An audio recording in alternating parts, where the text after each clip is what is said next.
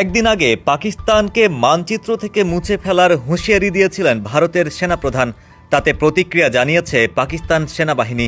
ভারতের সেনাপ্রধান সন্ত্রাসবাদ ছড়ানোর অভিযোগ তুলে পাকিস্তানের বিরুদ্ধে কঠোর হুঁশিয়ারি দেওয়ার একদিন পর পাল্টা হুঁশিয়ারি দিয়েছে পাকিস্তান সামরিক বাহিনী।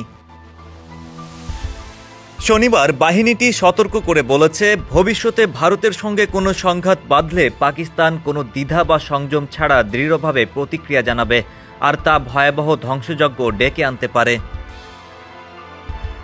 পাকিস্তানি গণমাধ্যম ডন লিখেছে, ভারতের শীর্ষ সামরিক বেসামরিক নেতৃবৃন্দের উস্কানির প্রেক্ষিতে পাকিস্তান সামরিক বাহিনীর আন্তঃবাহিনী জনসংযোগ ওই বিবৃতি দিয়েছে। পাকিস্তান জোরালোভাবে জানিয়েছে, এ ধরনের কিছু ঘটলে পিছিয়ে থাকবে না তারা।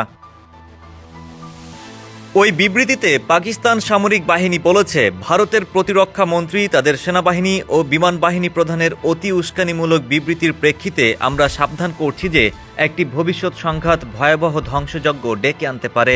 যদি নতুন করে কোনো শত্রুতা শুরু হয়ে যায়, পাকিস্তান পিছিয়ে থাকবে না। কোনো দ্বিধা বা সংযম ছাড়াই আমরা দৃঢ়ভাবে জবাব দেব। শুক্রবার রাজস্থানের অনুপগড় সেনাঘাঁটিতে ভারতের সেনাপ্রধান উপেন্দ্র দ্বিবেদী বলেন, পাকিস্তান যদি মানচিত্রে নিজের অবস্থান ধরে রাখতে চায়, তবে রাষ্ট্রীয় মদদে সন্ত্রাসবাদ অবশ্যই বন্ধ করতে হবে।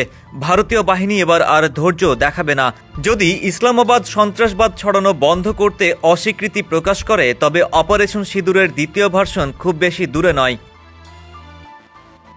পাকিস্তান আইএসপিআর তাদের বিবৃতিতে বলেছে, নতুন কোনো আক্রমণ হলে আমরা ভৌগোলিক অনাক্রম্যতার মিথ ছিন্ন ভিন্ন করে দেব, ভারতীয় ভূখণ্ডের সবচেয়ে দূরবর্তী লক্ষ্যে আঘাত হানব। পাকিস্তানকে মানচিত্র থেকে মুছে ফেলার কথার ক্ষেত্রে ভারতের অবশ্যই জানা দরকার, সে ধরনের কোনো পরিস্থিতি আসলে মুছে ফেলার বিষয়টি পারস্পরিক হবে।